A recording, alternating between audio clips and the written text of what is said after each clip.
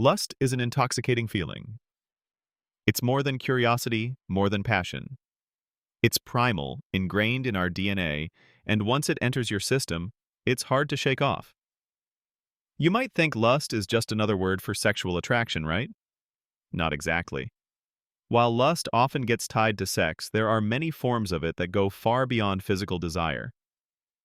Lust is about longing, prioritizing something, and chasing after it with a burning intensity.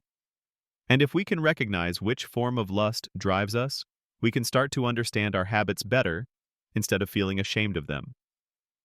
That's what I want to explore with you today. Because for the longest time, I thought lust was just about bodies, when in reality, it was also about the emotions I kept craving. The most obvious form is sexual lust.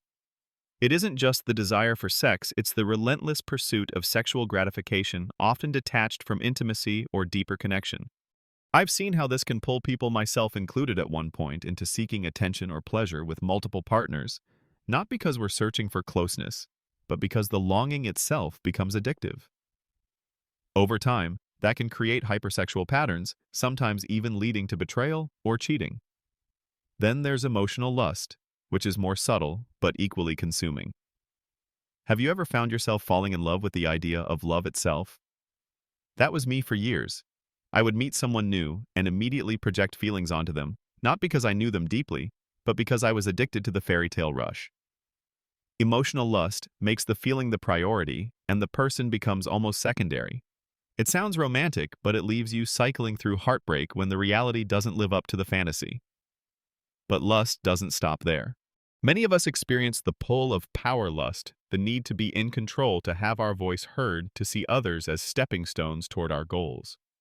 I remember being in groups where I cared more about being the one leading than about whether anyone else felt seen.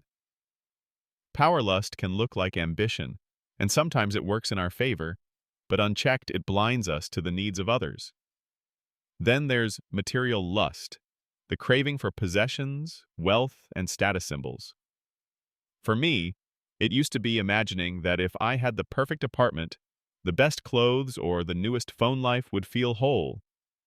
But as psychologist Dr. Joan Sang and her colleagues found, chasing materialism often lowers life satisfaction. I realized it was true in my own life. The more I obsessed over things, the emptier I felt inside. Material lust is seductive because it looks achievable, but it rarely fills the void. Another kind of lust I had to wrestle with is intellectual lust. This is the drive to prove your intelligence, to show off knowledge, to always have the last word. I loved debates because they gave me the thrill of winning, but I noticed how it pushed people away. Intellectual lust becomes toxic when knowledge stops being about growth and starts being about ego. It took me time to learn that true wisdom isn't about making others feel small. It's about curiosity and humility, knowing there's always more to learn. And then there's spiritual lust. Seeking meaning, enlightenment, or connection to something greater is beautiful, but I've felt the shadow side of it too. The restlessness that comes when nothing ever feels enough. Instead of peace, spiritual lust can lead you into extremes, searching for validation through rituals or communities that end up dividing rather than connecting. Faith should ground you, but when it becomes obsession, it risks isolating you instead. So what does this all mean? Lust in itself is not evil, it's part of being human. The danger comes when one form of lust takes over your life and blinds you to balance. I had to learn that my emotional lust wasn't real love. My material lust wasn't real fulfillment, and my power lust wasn't real leadership.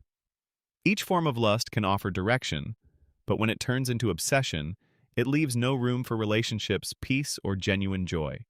So, I'll leave you with this. Which kind of lust do you recognize most in yourself? Has it helped you grow, or has it held you back? Share your thoughts in the comments, because talking about these things helps us see ourselves more clearly. And if you found value in this conversation, remember to like, subscribe, and stay with us here on Hi Day Psych, because self-awareness is the first step to transformation.